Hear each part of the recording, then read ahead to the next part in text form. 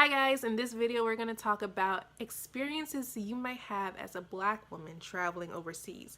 These are some of the experiences I have, and I just wanted to share them with you in case this is your first time traveling overseas, just so that you won't be blindsided about some of the things that might or might not happen to you overseas. Alright you guys, let's get started.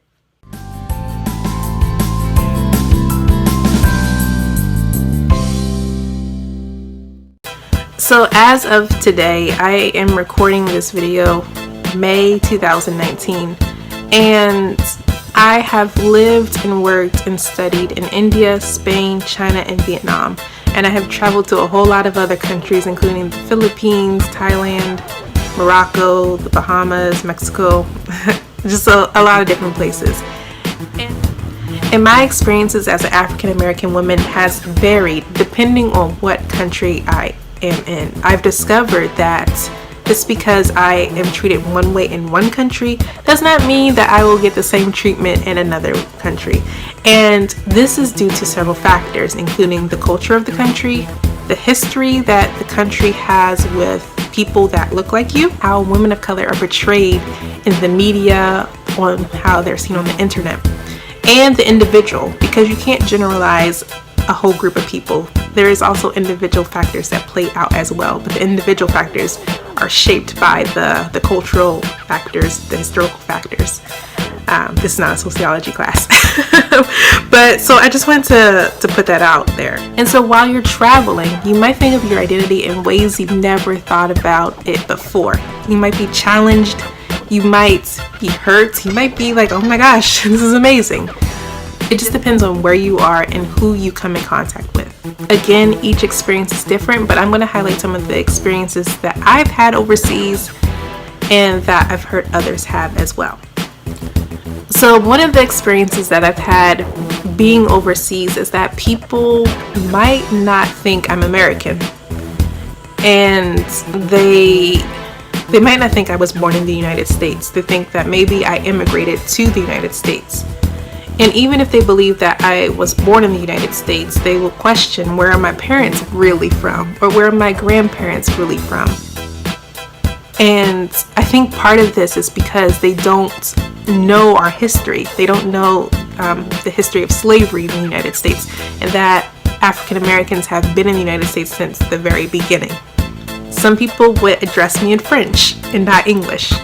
And I'm like, I don't speak any French. And some people thought of me as a fake American. This is because when people watch the media, when people watch movies, television shows, Americans are usually seen as white. They're usually seen as from major states such as New York, Florida, Texas, California, and they're usually white. And so this has an influence on how they perceive you. But I think this is the importance of why we need to travel. Because the more that you interact with other people, the more their perception about what it means to be an American will change.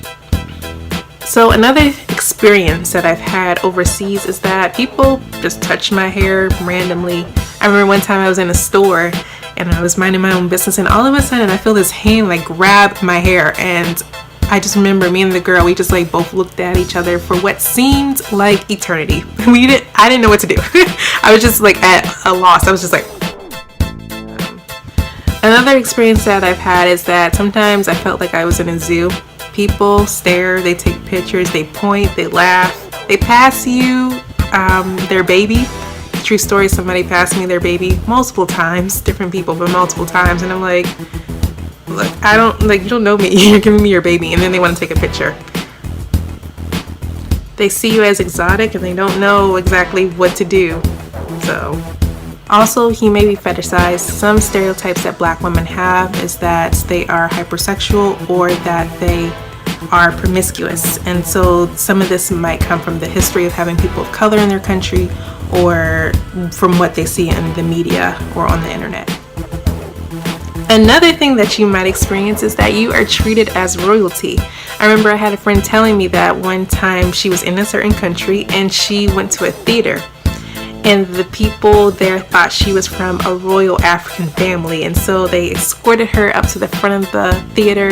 They gave her special treatment, and she had a really nice time. Another experience you might have is that you may also be called a famous black person's name, or you'll be asked if you know somebody.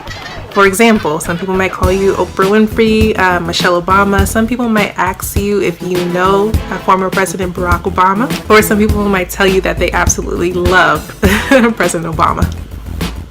Another experience that you might have overseas is that you will have your own assumptions challenged.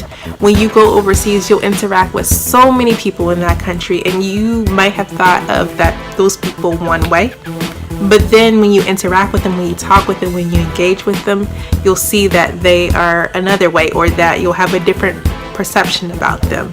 And I think that this is important to note, because sometimes we think about, all the things that will happen to us, but we don't realize that our mindsets also change too, that we're also challenged, that we also have our minds broadened because of travel. And so that's why I think traveling is so important.